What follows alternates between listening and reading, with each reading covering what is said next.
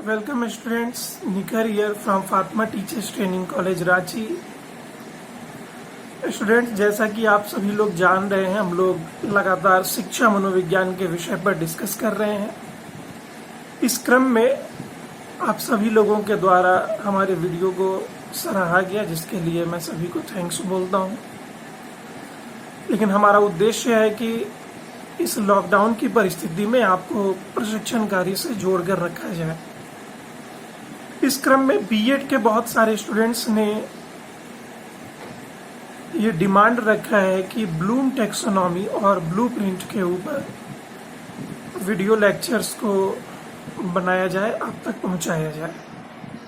तो आज हम लोग ब्लूम टैक्सोनॉमी के ऊपर डिस्कस करने वाले हैं।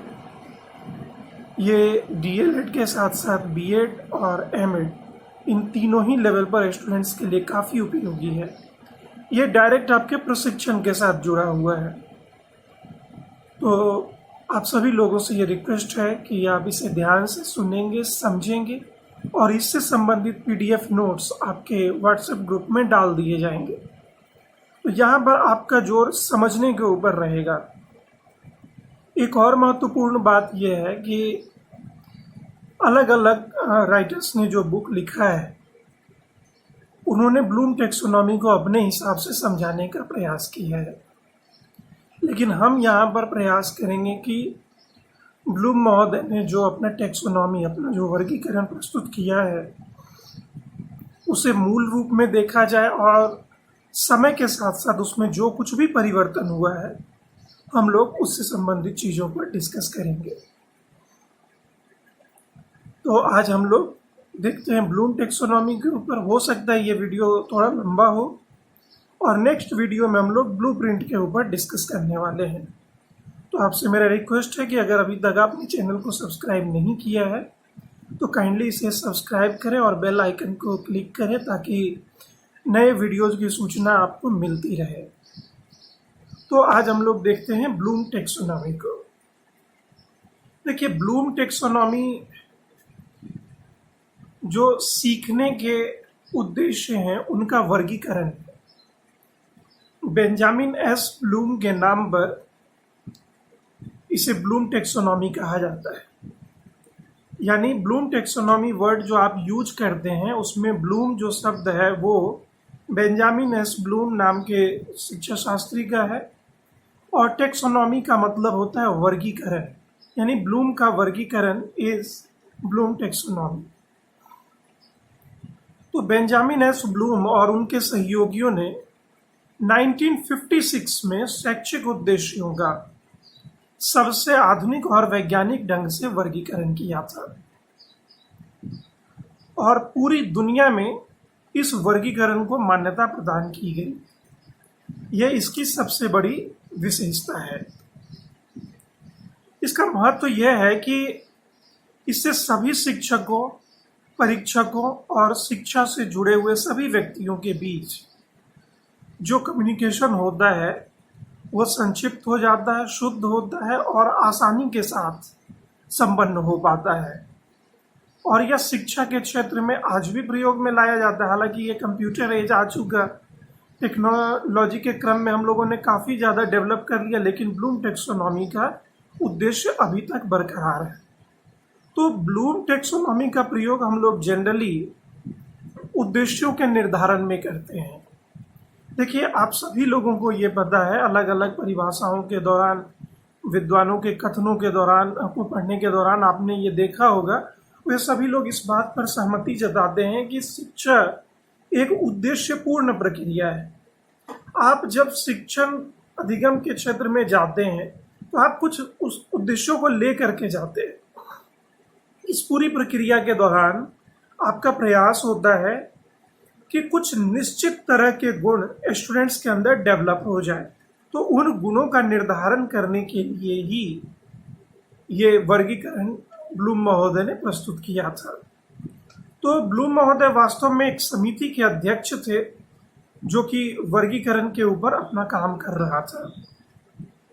और जो ब्लूम महोदय ने अपना बुक प्रस्तुत किया था, उसका नाम था टैक्सोनॉमी ऑफ एजुकेशनल ऑब्जेक्टिव्स। तो शिक्षकों की इस समिति के अध्यक्ष चूंकि ब्लूम महोदय थे, यही वजह है कि इसे सीखने के उद्देश्यों का वर्गीकरण या ब्लूम वर्गीकरण इत्यादि नामों से जाना गया।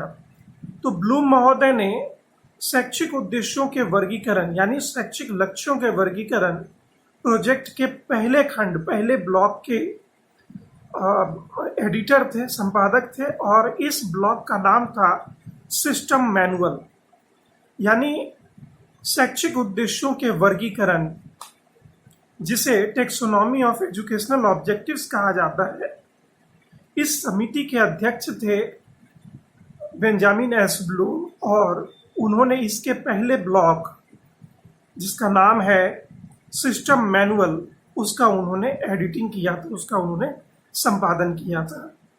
तो इस समिति ने इस बात पर जोर दिया, ध्यान दिया कि सीखने के उद्देश्य 3 प्रकार के हो सकते हैं।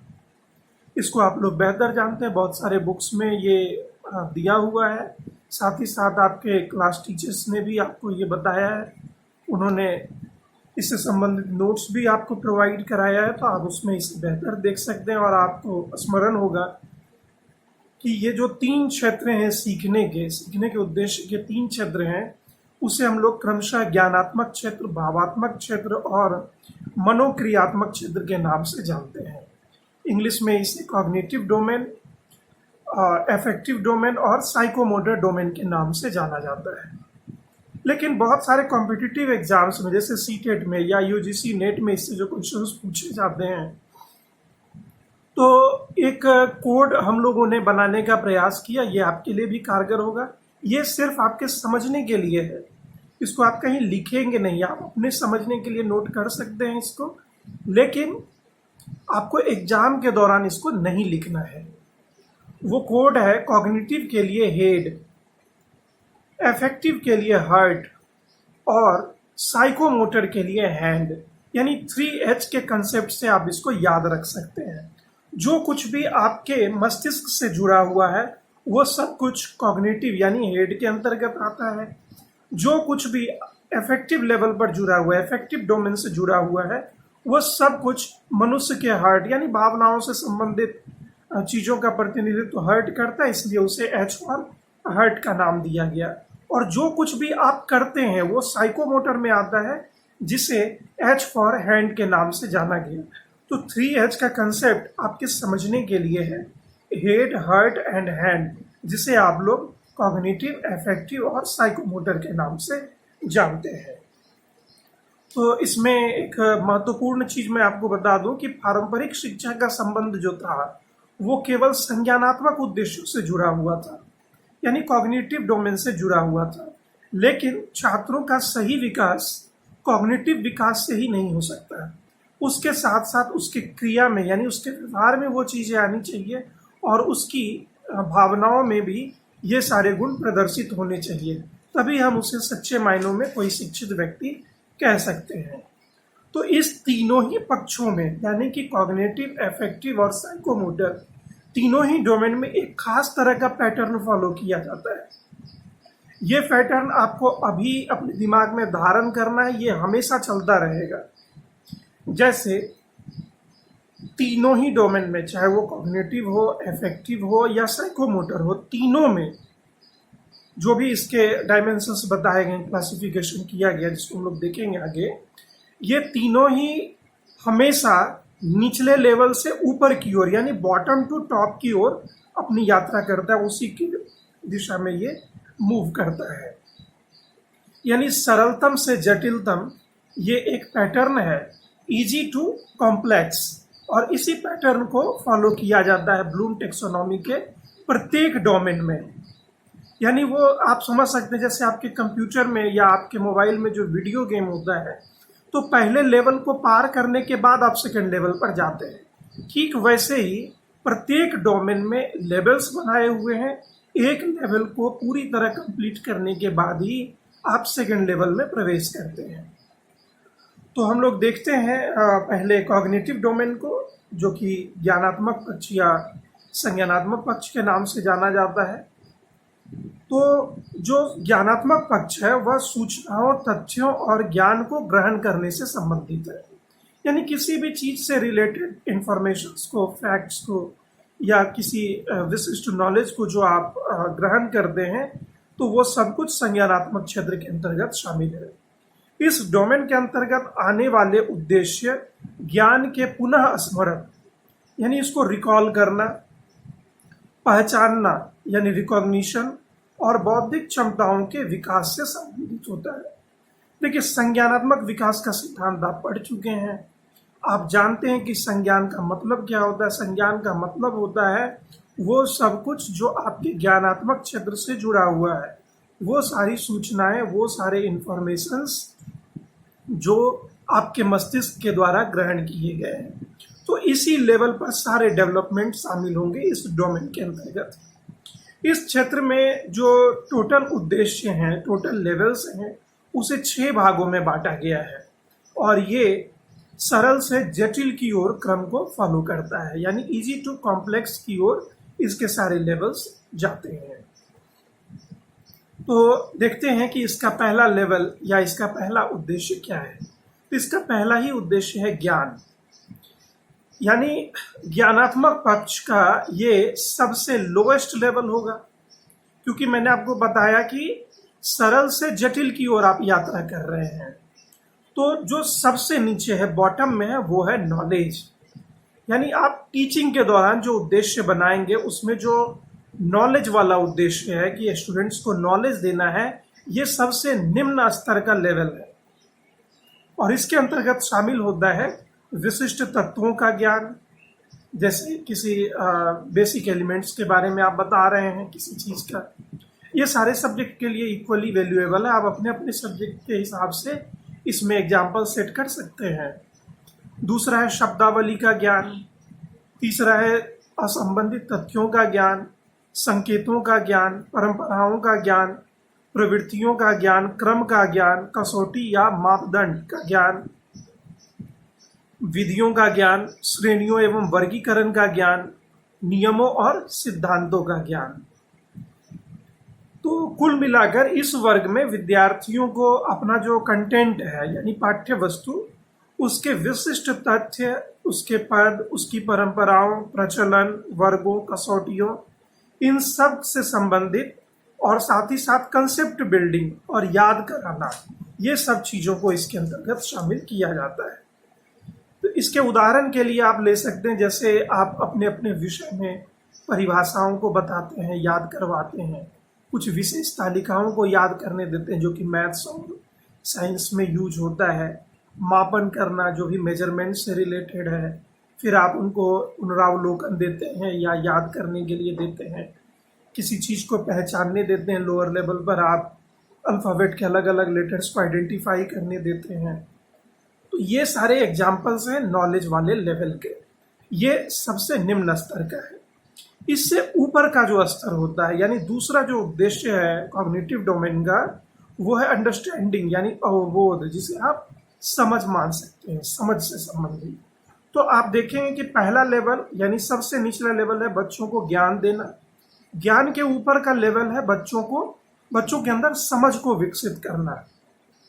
तो ये ज्ञान से आगे का स्तर है। इसका अर्थ होता है कि नवीन ज्ञान के प्रति यानी जो कुछ भी नया सीखा गया है उसके प्रति समझ का विकसित होना, जिसको आप कह सकते हैं अर्थ ग्रहण करना या मतलब को समझना। तो इस स्तर पर उद्देश्य की प्राप्ति हो जाने के बाद यानी बोध का विकास या समझ का विकास हो जाने के बाद स्टूडेंट्स कुछ खास तरह के काम को करने में सक्षम हो जाते हैं, जैसे अनुवाद करना, निष्कर्ष निकालना, व्याख्या करना इत्यादि चीजों में। तो निष्कर्ष यहाँ पर विश्लेषण या सारांशीकरण से संबंधित नहीं है, क्योंकि आगे भी निष्कर्ष का जिक्र आएगा। यहाँ निष्कर्ष का मतलब है कि कोई ज्ञान की बात उससे बताई गई तो वो उसको समझ ले। निष्कर्ष का एक पर्यायवाची होता है उसको समझ लेना। तो यहाँ पर इसी रूप में आप लेंगे, इसी चीज को आप समझने का प्रयास करेंगे। तो ये ध्यान रखना है लेकिन कि पहले लेवल को पार किए बिना सेकेंड लेवल नहीं हो सकता। बच्चों को ज्ञान देना जरूरी है, ज्ञान ही सब कुछ नहीं है। ज्ञान के बाद समझ विकसित करना है। तो समझ या अवबोध विकसित करने के लिए ज्ञान का होना बहुत जरूरी है, आसान नहीं होगा इसके बगैर। तो उदाहरण है इस उद्देश्य का, यानी समझ से संबंधित जो लेवल है, इसका उदाहरण है जैसे आप जो सिखाते हैं उसके अंतर्गत इस एग्जाम्पल्स को मैं बता रहा हूँ। जैसे वर्गीकरण करना, क्लासिफिकेशन, भेद करना, बाइफरकेट करना, व्याख्या, एनालिसिस, प्रतिपादन करना, व्याख्या का मतलब यहाँ डिस्क्रिप्शन लेंगे, एनालिसिस नहीं, प्रतिपादन करना, उदाहरण देना, एग्जाम्पल सेट करना, संकेत देना और रूपांतरण करना। इसमें आप सारांश निकालने को भी शामिल कर सकते हैं। अब हम लोग देख रहे हैं कि पहला लेवल था हमारा नॉलेज, दूसरा लेवल आया समझ, तीसरा लेवल है ज्ञानोप्रयोग या अनुप्रयोग। इसको इंग्लिश में आप एप्लीकेशन कहते हैं। देखिए, हर सब्जेक्ट का एक अप्लाइड पोर्शन होता है, उसका एक व्यवहारिक पक्ष होता है। आपने जो कुछ भी जाना, आपने फिर उसको समझा, समझने के बाद आप उसको प्रयोग में लाते हैं। तो प्रयोग में लाने का जो लेवल है, इसी को एप्लीकेशन लेवल या अनुप्रयोग स्तर माना जाता है उद्देश्य में। तो ये बोध से आगे का स्तर है, और इस स्तर पर छात्र अपने सीखे गए ज्ञान का उपयोग नई परिस्थितियों में करता है। क्यों करता है? तो किसी समस्या के समाधान के लिए करता है। तो जैसे नियम, सिस्टम्स यानी प्रणालियों, अवधारणाओं यानी कंसेप्ट, सिद्धांतों, प्रिंसिपल्स, इन सब को परिस्थितियों के अनुसार प्रयोग करने की क्षमता अपने अंदर इसी स्तर पर वो विकसित करता है। तो इसमें उदाहरण में आप ले सकते हैं, जैसे जांच करना, किसी चीज़ का जांच करने के लिए आप उसको देते हैं, या किसी चीज़ को प्रदर्शित करने के लिए कहते हैं, किसी चीज़ का संचालन करने के लिए कह रहे हैं, कैलकुलेशन करने बोल रहे हैं, संशोधन करने के लिए बता रहे हैं, या फिर किसी पूर्व कथन का अनुपालन करना हो। तो ये सब कुछ इस लेवल पर डेवलप होता है स्टूडेंट्स के अंदर। इसके आगे का जो स्तर है, यानी कि जो चौथा है, कॉग्निटिव डोमेन का चौथा लेवल, चौथा उद्देश्य है, वो है एनालिसिस यानी विश्लेषण। तो इस स्तर पर विद्यार्थी किसी भी पाठ्य वस्तु का, अपने कंटेंट का विश्लेषण करके उसको बनाने वाले तत्वों में विभाजित करता है, यानी कितने मौलिक चीज़ों से बना हुआ है उसको तोड़ने में वो सक्षम हो जाता है और उसमें संबंध स्थापित करना भी सीखता है। तो इस क्रिया के द्वारा विषय वस्तु की संगठनात्मक संरचना के स्वरूप को स्टूडेंट्स आसानी के साथ समझ पाते हैं। ये इस लेवल की सर्वप्रमुख विशेषताओं में से एक है। यानी सरल शब्दों में अगर इस लेवल को समझना हो तो आप कह सकते हैं कि आत्मसात किए हुए ज्ञान को, यानी सीखे हुए ज्ञान को अलग अलग करने की क्षमता, उसको छोटे छोटे स्तर पर बांटकर समझने की जो क्षमता है, वो इस लेवल के दौरान डेवलप होता है। इसके एग्जाम्पल्स हैं, जैसे विश्लेषण करना, संबंधित करना, किसी चीज़ के बीच में संबंध स्थापित करना, तुलना करना, जो आप कहते हैं कंपैरिजन सेट करने, आलोचना करना, क्रिटिसिज्म, अंतर करना, डिफ्रेंशिएट करने के लिए आप जो क्वेश्चंस वगैरह निर्धारित करते हैं, फिर है इंगित करना, अलग अलग करना, ये सब कुछ इसी के एग्जाम्पल्स हैं। तो कॉग्निटिव डोमेन का अब इसके आगे का स्तर है संश्लेषण यानी सिंथेसिस। तो ये विश्लेषण के बाद का स्तर होता है। यानी आपने एनालिसिस करना सीख लिया है, तो अब आगे के लेवल में आप उनको सिंथेसिस करना या संश्लेषित करना सीखेंगे। संश्लेषित करने का मतलब होता है जोड़ना, उन सबको एक जगह समावेश कर पाना। यानी पाठ्य वस्तु में दिए हुए जितने भी कंसेप्ट्स हैं और नियम हैं, उनके आधार पर एक नए कंसेप्ट को तैयार करना। तो इसके एग्जाम्पल्स होंगे तर्क देना, निष्कर्ष निकालना। यहाँ पर आप निष्कर्ष निकालने का मतलब समझेंगे, जैसे आपको कई सारे सिद्धांत दिए जाते हैं। संज्ञानात्मक सिद्धांत की ही बात अगर आप करें तो आपको जीन पियाजे का संज्ञानात्मक सिद्धांत कोहलर का है और साथ ही साथ वाइगॉट्स्की का है। तो आप तीनों ही संज्ञानात्मक सिद्धांत को पढ़ने के बाद उसमें से निष्कर्ष निकाल सकते हैं कि तीनों ने क्या कुछ कहा है। एक कंपैरेटिव स्टडी करते हुए आप उसका कंक्लूजन निकालते हैं। तो ये उसी संदर्भ में निष्कर्ष निकालना यहाँ पर लिया गया है। फिर डिबेट करना, वाद विवाद करना, आप जो तरह तरह के तर्क देते हैं, किसी चीज़ के पक्ष और विपक्ष के बारे में अपनी राय रखते हैं, वो इसी के अंतर्गत शामिल है, वो संश्लेषण के अंतर्गत आता है। फिर है संगठित करना और सिद्ध करना। तो ये पांचवा लेवल था, पांचवा उद्देश्य था संश्लेषण। और जो लास्ट उद्देश्य है, यानी आप कह सकते हैं कि टॉप पर हमारा पहला जो लेवल था वो नॉलेज था, यानी बॉटम में वो था, और टॉप पर है इवेल्युएशन यानी मूल्यांकन। तो ये स्टूडेंट्स के ज्ञानात्मक पक्ष का सर्वोच्च स्तर है, सबसे ऊंचा स्तर है, शीर्ष पर यही है। यानी कॉग्निटिव डोमेन के हर लेवल पे आप जो कुछ भी सीखते हैं, अंत में वो कहाँ पर पहुंचता है, वो किस लेवल पर पहुंचता है, तो मूल्यांकन तक वो पहुंचता है।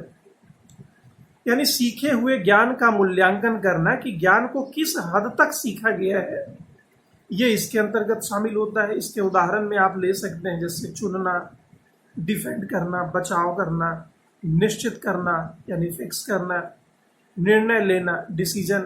तो ये सब कुछ मूल्यांकन के अंतर्गत शामिल किया जाता है। तो मूल्यांकन पाठ्य सामग्री की उपयोगिता के परीक्षण करने की क्षमता से संबंधित है। यानी जो आपका कंटेंट है उसकी यूटिलिटी कितनी है, इस चीज को के परीक्षण से संबंधित होता है मूल्यांकन। और यह परीक्षण एक स्टैंडर्ड आप कह सकते हैं पैमाने पर होना चाहिए, एक मानक पैमाने पर आधारित होना चाहिए, तभी ये अपने उद्देश्य की पूर्ति कर सकता है। तो हमने अभी कॉग्निटिव डोमेन को देखा। तो मेरा एक निवेदन है आपसे कि आप जो सेकेंड ईयर्स के स्टूडेंट्स हैं, आप लोग लेसन प्लान लगातार बना रहे होंगे। तो लेसन प्लान में आपको दिया जाता है उद्देश्य स्थापित करना। जैसे शुरू में आप उसके फॉर्मेट को फिलअप करते हैं, तो स्टार्टिंग में ही आपको लिखना होता है सामान्य उद्देश्य, विशिष्ट उद्देश्य। तो आप जो उद्देश्य निर्धारित करते हैं, वास्तव में आपके पूरे शिक्षण प्रक्रिया के केंद्र में आपका उद्देश्य ही होता है। मान लेते हैं आप किसी चैप्टर को पढ़ाना चाह रहे हैं, उसकी टीचिंग के लिए अपने आप को प्रिपेयर कर रहे हैं और लेसन प्लान बना रहे हैं। तो क्यों आप उस लेसन को पढ़ाएंगे, उसको पढ़ करके क्या फायदा होगा, ये पहले ही आपको वहां लिखना होता है।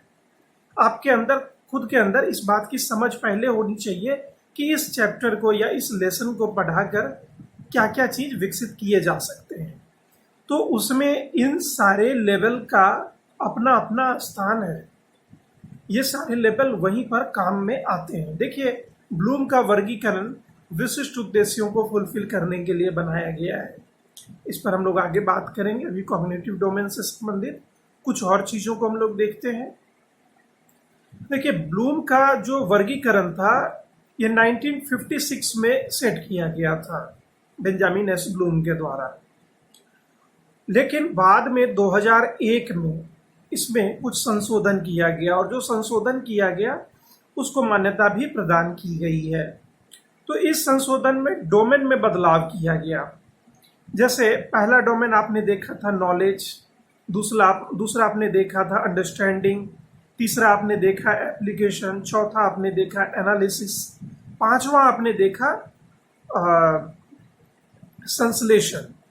तो ये जो बदलाव हुआ उसमें संश्लेषण को हटा करके पांचवें स्तर पर मूल्यांकन को रख दिया गया। यानी संश्लेषण को इस डोमेन से, कॉग्निटिव डोमेन से बाहर कर दिया गया, और इवेल्युएशन को छठे के बजाय पांचवें स्तर पर स्थापित किया गया। और जो छठा लेवल था उसको एक अलग नाम दे दिया गया। तो छठे लेवल को यहां पर नाम दिया गया है ज्ञान का निर्माण, जिसको कि फॉर्मेशन के नाम से भी जाना गया है। तो यहां पर आप देखेंगे कि संज्ञानात्मक स्तर पर जो डोमेन थे उसको जब कार्य रूप में परिणत किया गया, यानी ये पहले संज्ञा के रूप में थे लेकिन इसको कार्य रूप में, क्रिया रूप में प्रस्तुत किया गया। तो यहाँ बनाएं इस नाम से फॉर्मेशन को रखा गया। यानी 2001 के संशोधन के बाद जो छठा डोमेन अस्तित्व में आया, जिस पर हम लोग डिस्कस करते हैं, वह है ज्ञान का निर्माण। यानी सामान्य तौर पर ये मौजूदा विचारों को नए तरीके से पुनर्गठित करने के बारे में है। और ऐसे में किसी समस्या के वैकल्पिक समाधान उत्पन्न होते हैं। यानी कोई ऐसा समस्या है, कोई प्रॉब्लम आप जैसे मैथ से संबंधित या साइंस से संबंधित कोई प्रॉब्लम्स बनाने के लिए दे देते हैं, तो वहां पर अगर किसी नए सिद्धांत को प्रतिपादित करने में आप सक्षम हो रहे हैं तो वो अब कॉग्निटिव डोमेन का छठा स्तर माना जाएगा, यानी नए ज्ञान की खोज। ये रिसर्च ओरिएंटेड अप्रोच है। तो मैं आपको ये सजेस्ट करूंगा कि आप इन चीज़ों की जानकारी अवश्य रखें, लेकिन आपके सिलेबस में जिस तरीके से चीज़ें दी हुई हैं आप उसी को फॉलो करें। कोई समस्या नहीं है, कोई भेद नहीं है। जो अभी तक आपको बताया जा रहा है या बताया जा चुका है वो सही है। ये लेटेस्ट बदलाव है जिसके बारे में आपको जरूर जानना चाहिए। हो सकता है इसकी उपयोगिता बाद के किसी वर्ष में आपको देखने में आए। अब हम लोग देखते हैं अगला डोमेन, जो कि अफेक्टिव डोमेन के नाम से जाना जाता है। देखिए, अभी जो बदलाव के बारे में मैंने आपको बात बताया है उससे संबंधित एक टेबल मैंने डेवलप करने का प्रयास किया। ये पीडीएफ के द्वारा आपके व्हाट्सएप ग्रुप में भेज दिया जाएगा। फिलहाल आप इसे यहाँ देख सकते हैं।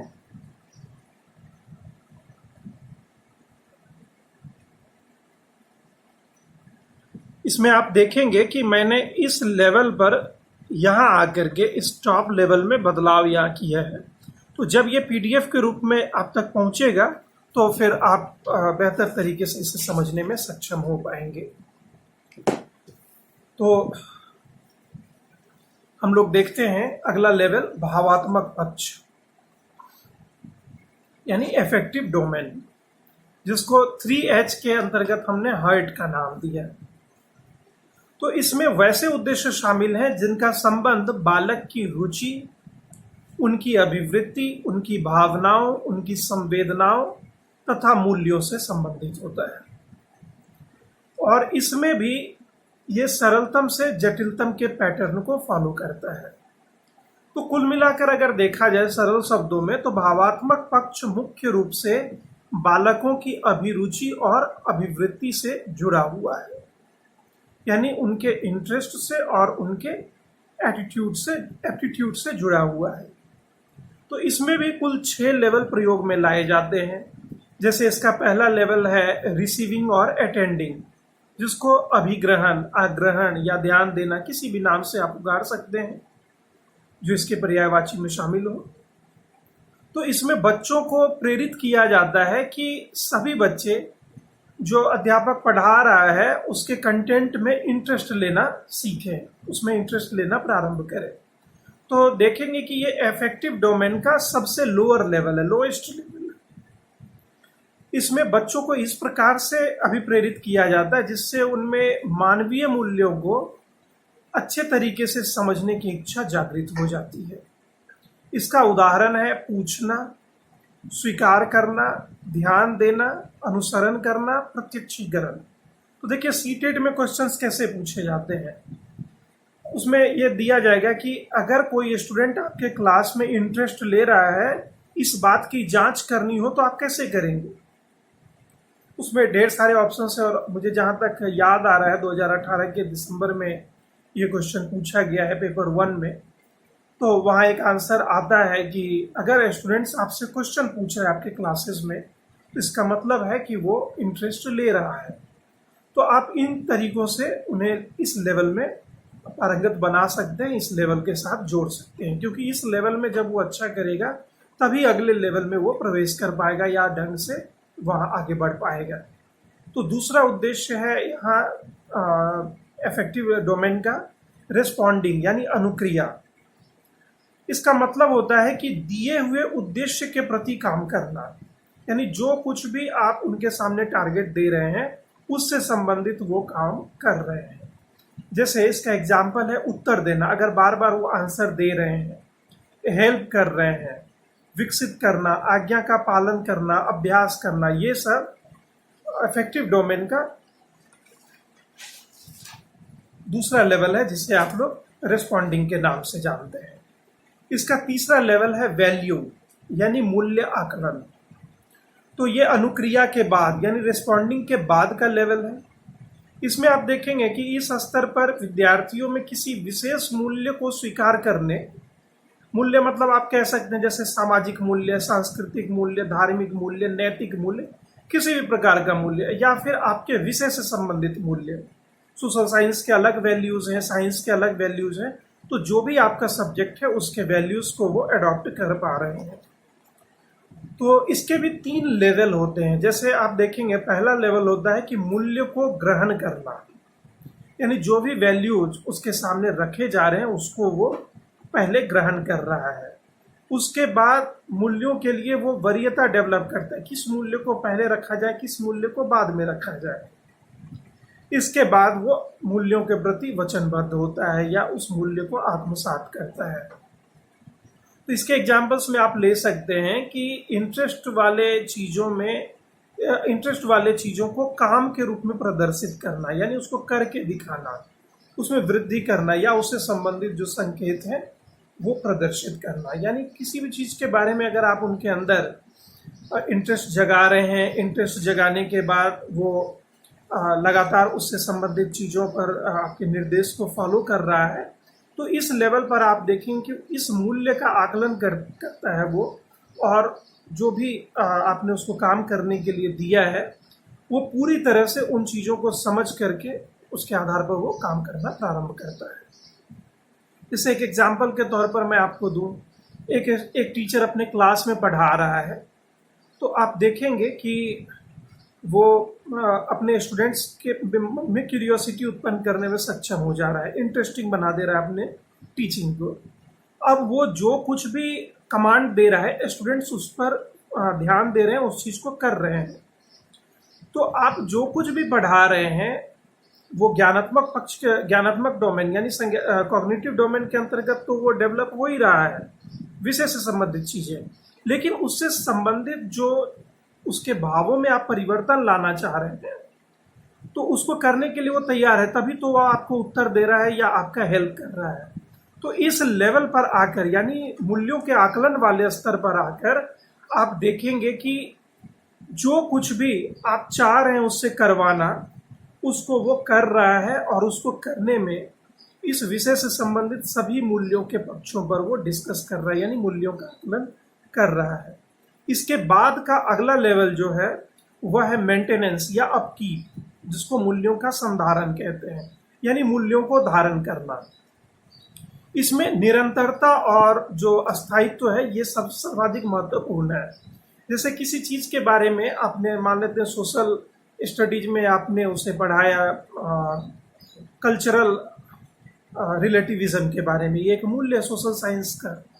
तो इस मूल्य के बारे में वो जान रहा है, उसके अकॉर्डिंग अपने बिहेव को दिखा रहा है, लेकिन कुछ समय के बाद हो सकता है कि वो इसको भूल जाए, तो जरूरत होगी इन मूल्यों के धारण की। तो वहां पर 2 ही टेक्निक काम आएगा, एक तो कंटिन्यूटी यानी लगातार उस चीज में वो जुड़ा रहे, ये चीजें उसके अस्तित्व में और उसके स्मृतियों में बना रहे, उसके व्यवहार का अंग बन जाए, साथ ही साथ ये निरंतरता अस्थायी रूप धारण कर ले। यानी किसी बच्चे को हम सच बोलने का एक मूल्य, एक कह सकते हैं नैतिक मूल्य विकसित कर रहे हैं, तो ये आवश्यक है कि वो निरंतर सत्य बोले और अपने मन में यह स्थायी भाव को डेवलप कर ले कि मुझे सच ही बोलना है। ये कह सकते हैं एक तरह से इस चीज़ का लक्ष्य बन सकता है। इसमें उदाहरण के तौर पर आप यूज कर सकते हैं जैसे विश्लेषण, विभेदीकरण, सामान्यीकरण, तुलनात्मक मूल्यांकन, ये सब कुछ वो तभी कर पाएगा जब वो मूल्यों को धारण करेगा। इसका जो अगला लेवल है, मेंटेनेंस के बाद का लेवल है, वो है ऑर्गेनाइजेशन यानी संगठन। तो इसमें आप देखेंगे इस स्तर पर मूल्यों की एक प्रणाली का निर्माण हो जाता है, चूंकि वो निरंतरता और स्थायित्व से गुजर चुका है। तो अब मूल्यों के प्रति किसी भी प्रकार का उसके मन में कन्फ्लिक्ट नहीं रह जाता, अंतर्द्वंद नहीं रह जाता है। देखिए, ज्ञान की जो प्रवृत्ति होती है, पहले आप उस ज्ञान को धारण करते हैं, फिर वो आपके अंदर काफी उथल पुथल मचाता है, उसके बाद वो जाकर स्थिर होता है। तो ठीक ये उसी से संबंधित है कि मूल्यों का संगठन हो जाता है, यानी सारे अंतर्द्वंद समाप्त हो जाते हैं और फिर सामंजस्यता का जन्म होता है। यानी सरल शब्दों में अगर कहें तो पूर्व के सभी अनुभवों को अब वो संगठित रूप में देखने का प्रयास करता है। लेकिन ये सब कुछ कहाँ हो रहा है? ये सब कुछ हार्ट के लेवल पर हो रहा है, उसके भावना, उसके अफेक्टिव डोमेन में हो रहा है। तो इसका एग्जाम्पल आप दे सकते हैं, जैसे जोड़ने से संबंधित, संबंध स्थापित करना, सामान्यीकरण करना, योजना बनाना या किसी भी चीज को व्यवस्थित करना, ये सब इसके अंतर्गत शामिल किए जाते हैं। और जो इफेक्टिव डोमेन का सर्वोच्च स्तर है, सर्वोच्च लक्ष्य है, टॉप लेवल पे जो मौजूद है, वो है कैरेक्टराइजेशन या वैल्यू कम्प्लेक्स, मूल्यों का चरित्रीकरण या मूल्यों का विशेषीकरण। तो इसमें विद्यार्थियों के व्यक्तिगत और सामाजिक मूल्यों के समन्वय से उत्पन्न जिस मूल्य प्रणाली अथवा चरित्र की भूमिका बन चुकी होती है, उसे विशेष रूप से प्रदान करने का प्रयास किया जाता है। थोड़ा जटिल है, मैं इसको समझाने का प्रयास करता हूँ कि अभी तक जो भी इंडिविजुअल वैल्यूज उसके अंदर डेवलप हुए या जो भी सोशल वैल्यूज उसके अंदर संगठित हो चुके हैं, तो उसको वो विशेष रूप से अपने आदतों में शामिल करने का प्रयास करेगा, अपने चरित्र का हिस्सा बनाने का प्रयास करेगा। तो इस तरह से देखेंगे कि इफेक्टिव डोमेन का जो टॉप ऑब्जेक्टिव्स है वो है कैरेक्टराइजेशन। तो इस स्तर पर आप एग्जाम्पल के तौर पर यूज कर सकते हैं कि कठिन कार्यों में सफलता प्राप्त करने का आत्मविश्वास होना, ये मूल्यों से संबंधित चीज है। चारित्रीकरण, उसके कैरेक्टर में बहुत सारे पॉजिटिव एस्पेक्ट्स का जोड़ना, निश्चय करना, प्रयोग करना, सामना करना, फेस करना, हल करना यानी सॉल्यूशन निकालना, पुष्टिकरण यानी किसी भी चीज को वो सेटिस्फाइड कर सकता है। तो कुल मिलाकर इस स्तर पर आप देखें तो मूल्यों को व्यक्ति पूर्ण रूप से ग्रहण कर चुका होता है और उसका व्यवहार इन्हीं मूल्यों से अब नियंत्रित होना प्रारंभ हो जाता है। तो ये इफेक्टिव डोमेन था।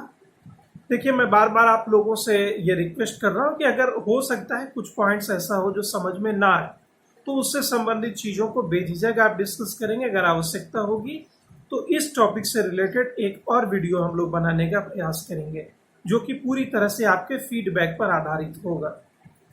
तो आप अपने व्हाट्सएप ग्रुप के द्वारा या फिर वीडियो के लास्ट में कमेंट के द्वारा हमें जरूर बताएं कि कौन सा पॉइंट ऐसा रह गया जिसे समझने में मुश्किल आ रही है। इसके बाद जो तीसरा डोमेन है वो है साइकोमोटर डोमेन, जिसको आप मनोशारीरिक या मनोक्रियात्मक पक्ष के नाम से जानते हैं। तो इसमें वे सभी उद्देश्य शामिल हैं जिसका संबंध क्रिया से होता है, क्योंकि हमने इसे 3H के अंतर्गत नाम दिया है हैंड का। हमने पहले हेड को देखा जो कॉग्निटिव था, फिर हमने हार्ट को देखा जो इफेक्टिव था, और अब हम लोग हैंड को देख रहे हैं जो कि साइकोमोटर से संबंधित है। हेड, हार्ट और हैंड, इसमें विभिन्न अंगों और मांसपेशियों की गतियों को विशेष कार्य को करने के लिए संगठित या प्रशिक्षित किया जाता है। इसमें भी उद्देश्यों की जो प्राप्ति होती है वो सरल से जटिल की ओर होती है, और मूलतः इसे भी 6 अलग अलग उद्देश्यों में वर्गीकृत किया गया है। इसके अंतर्गत पहला आता है सहज क्रियात्मक, जिसको उत्तेजना का नाम भी दिया जाता है, अन्य नामों से भी इसे पुकारा जाता है, आपको कंफ्यूज नहीं होना है, और इंग्लिश में इसे रिफ्लेक्स मूवमेंट कहते हैं।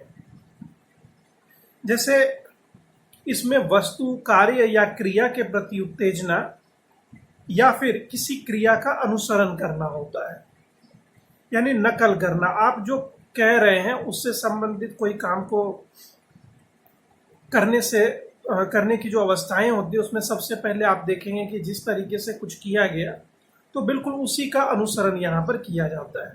या फिर अपने चारों ओर जो उद्दीपक फैले हुए हैं उसके प्रति जो एक सहज प्रक्रिया होती है, एक सहज कह सकते हैं क्रिया कोई मनुष्य करता है। जैसे आप कह सकते हैं आपके हाथ पे एक चींटी चढ़ जाए तो आप क्या करते हैं, आप सहज रूप में आप अपने हाथ को झटक देते हैं ताकि वो चींटी आपके हाथ से गिर जाए। तो ये इसका पहला लेवल है, सहज क्रिया। दूसरा लेवल होता है आधारभूत अंग संचालन या फिर कार्य करना। इसको आप बेसिक फंडामेंटल मूवमेंट भी कह सकते हैं। इसके अंतर्गत आप देखेंगे कि किसी का आदेश मिलने पर जो अंग संचालन किया जाता है उसको शामिल किया गया है। जैसे आप स्टूडेंट्स को कहते हैं कूदना, पकड़ना, रेंगना, पहुंचना, उछलना, दौड़ना, ये सारे एक्टिविटी जो कराए जा रहे हैं इसको आप ग्रॉस मोटर स्किल और फाइन मोटर स्किल के अंतर्गत भी समझ सकते हैं। इसके बाद जो तीसरा लेवल है, तीसरा उद्देश्य है साइकोमोटर डोमेन का, वह है फिजिकल एबिलिटी यानी शारीरिक योग्यताएं। तो किसी भी गत्यात्मक कौशल से संबंधित क्रियाओं पर नियंत्रण करना ही फिजिकल एबिलिटी वाले उद्देश्य को फुलफिल करना है। इसका मतलब है जैसे अंग संचालन क्रियाओं को करने के लिए काम की क्षमता को निरंतर आगे बढ़ाना, फिजिकल एबिलिटी को ज़्यादा से ज़्यादा डेवलप करना। इसमें एग्जाम्पल में आप ले सकते हैं शुरू करना, सहन करना यानी बर्दाश्त करने की क्षमता को बढ़ाना, झुकना, व्यवहार करना, सुधार करना, किसी चीज़ को रोकना, टुकड़े टुकड़े करना। इन सभी चीज़ों में आप देखें कि आपके फिजिकल एबिलिटी में डेवलप हो रहा है। इसके बाद का जो लेवल है, चौथा लेवल, उसको जाना जाता है परसेप्चुअल एबिलिटी के नाम से, यानी प्रत्यक्षीकरण की योग्यता। इसे आप शॉर्ट में, सरल शब्दों में सामंजस्य की क्षमता भी कह सकते हैं। इसमें क्या होता है कि वातावरण के उद्दीपन को पहचानने, समझने और उसको समायोजित करने की क्षमता विकसित होती है। जैसे जो हमारी 5 ज्ञानेंद्रियां हैं और 5 कर्मेंद्रियां हैं, इन दोनों के बीच में सामंजस्य स्थापित होना। तो इसके उदाहरण के तौर पर आप ले सकते हैं सूंघकर या सुनकर, पहचान करना, स्मृतियों के आधार पर चित्रण करना, किसी चीज को लिखना, फेंकना, ये सब कुछ, ये सारे तरह की चीजें जो शामिल होती हैं वो सामंजस्य के अंतर्गत या सामंजस्य वाले लेवल पर है।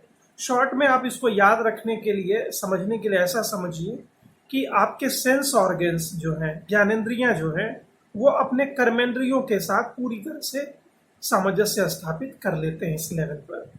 इसके बाद का जो लेवल है, 5वां लेवल, वो है स्किल्ड मूवमेंट, यानी किसी भी काम को कुशलता के साथ करना, जिसको आप स्वाभाविकरण भी कह सकते हैं।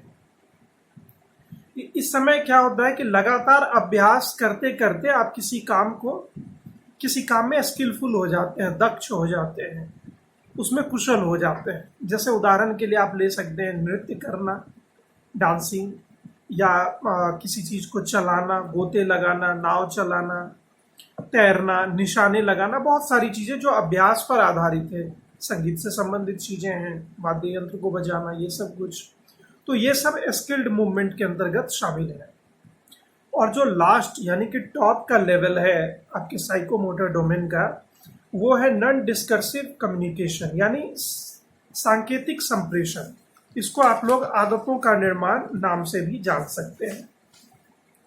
अब ये आदत के रूप में, जैसे आप किसी चीज को करने में दक्ष हो गए, स्किलफुल हो गए, तो कुछ समय के बाद वो आपके आदत में शामिल हो जाता है। जैसे आपने पहली बार जब बाइक या स्कूटी चलाना सीखा, तो निरंतर अभ्यास के द्वारा आप इसको चलाने में दक्ष हो गए। लेकिन ये दक्षता तक ही नहीं रुकता है। अब क्या है, आप बात करते हुए भी चलाए जा रहे हैं। अब आप अनकॉन्शियसली भी बाइक राइडिंग करते हैं। हालांकि ये गलत है, ये एक्सीडेंट का कारण बनता है, लेकिन आप एक साथ कई चीज़ों को कर रहे होते हैं। आप बात करते हुए गाड़ी चला रहे हैं, आप किसी चीज़ के बारे में सोचते हुए बाइक चला रहे हैं, तो ये सब कुछ आपके आदत में शामिल हो चुका है। तो कुल मिलाकर देखें तो ये जो लेवल है आपका छठा लेवल, वो मनोक्रियात्मक पक्ष का शीर्ष लेवल है, जिसको हम लोग सांकेतिक संप्रेषण के नाम से या शॉर्ट में, सरल शब्दों में आदत निर्माण के नाम से जानते हैं। इंग्लिश में इसे आप नॉन डिस्कर्सिव कम्युनिकेशन भी कहते हैं। तो इसमें बिना बोले अपने भावों को प्रदर्शित करना भी शामिल किया जाता है। तो आप इसके उदाहरण में बहुत सारे चीज़ों को शामिल कर सकते हैं। जैसा मैंने आपको बताया, गाड़ी चलाना, स्कूटी चलाना। वैसे सभी, जैसे महिलाओं को आप देखेंगे कि वो सब्जियां काटते समय किसी और काम को कर रही हैं, उनका ध्यान बिल्कुल भी सब्जी के ऊपर नहीं, लेकिन वो सब्जियां बिल्कुल बारीक और बिल्कुल उसी तरीके से उसके चॉपिंग में आप देखें कोई अंतर नहीं आया, बिल्कुल वैसा ही वो कटा है। तो ये सब कुछ उसके अंतर्गत शामिल है। इसके साथ साथ नकल उतारना भी शामिल है, चित्रांकन करना, मुस्कुराना, चिढ़ाना, भावभंगिमाएं बनाना, ये सब कुछ इसके अंतर्गत शामिल होता है।